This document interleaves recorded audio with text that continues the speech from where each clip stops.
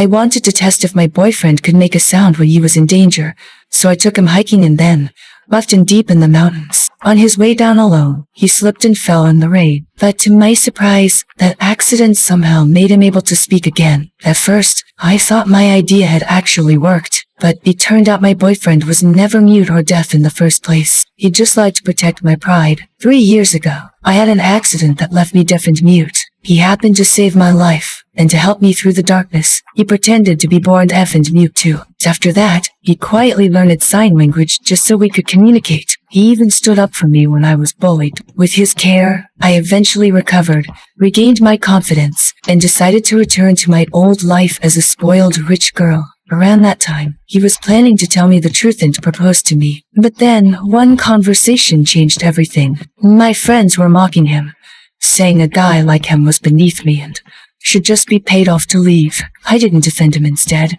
I said I wasn't done having fun yet and would dump him when I got bored. Before he could even process the heartbreak, my ex showed up, grabbed my hand like he owned me, and sarcastically thanked my boyfriend for saving my life.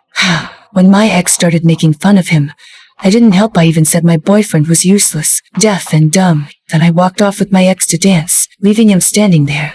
Watching us, my boyfriend finally understood there was no place for him in my heart. He turned and walked away, tossing aside the engagement ring he planned to give me. Then, he called his sister and said he was ready to come home. Turns out, my poor boyfriend was actually the heir to a powerful family. He'd hidden his identity all this time just to be with me. How? He was done pretending. I had no clue, still mad that he left the party early and made me a laughingstock. While we were arguing, my mom called, urging me to come home and discuss my engagement with my ex.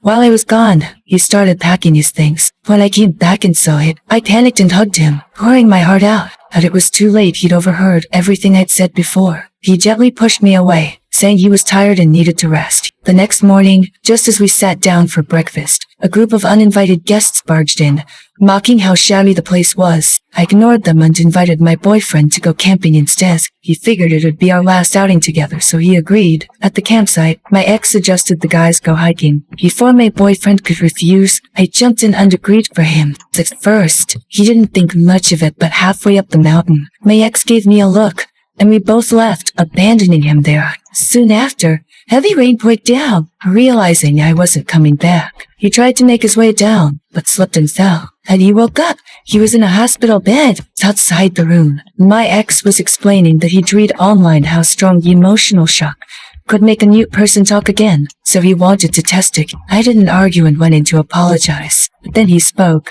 I froze, realizing he'd never been mute, and that he'd heard every cruel thing I'd ever said. At that moment, I became a complete joke in his eyes. He told the nurse to discharge him. Furious, I said he could pay his own bills since he probably couldn't afford it anyway. I figured he'd come begging for help, but I had no idea the hospital entrance was packed with luxury cars waiting to pick him up.